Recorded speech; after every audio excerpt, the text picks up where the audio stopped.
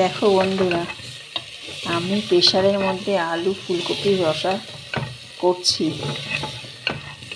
আমার দুবেলা দিদি এসে বলছে, প্রেসারে তুমি কি করছো? আমি বললাম আলু ফুলকপির রসা। ও তো দেখে অবাক, বলে কি প্রেসারে তো ডাল করে, তুমি আলু ফুলকপির রসা করছো? বলছি হ্যাঁ, সব কিছুই হবে। তেল মশলা দিয়ে ভালো করে আলু ফুলকপিটাকে কষিয়ে নিয়ে হালকা একটু জল দিবা, দিয়ে একটা সিটি মেরে দিলে আমার সময়টাও কম লাগে, আমার গ্যাসটাও কম লাগে।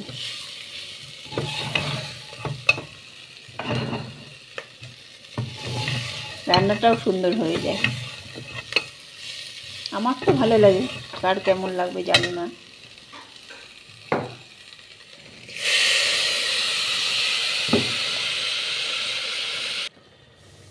প্রেসারটা এবার আটকিয়ে দিলাম।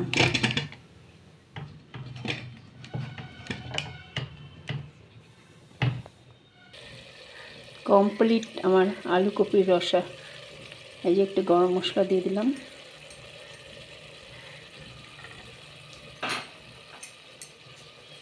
আমাদের বাড়ির সামনে ঘি তৈরি হয়, একদম সেই সেন্ট।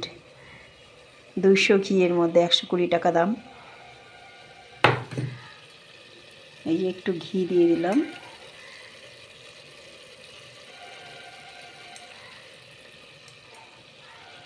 বেশি ঘি আমার বর আবার পছন্দ করে না। বর, ছেলে, আমার মেয়ে আর আমি প্রচণ্ড পছন্দ করি।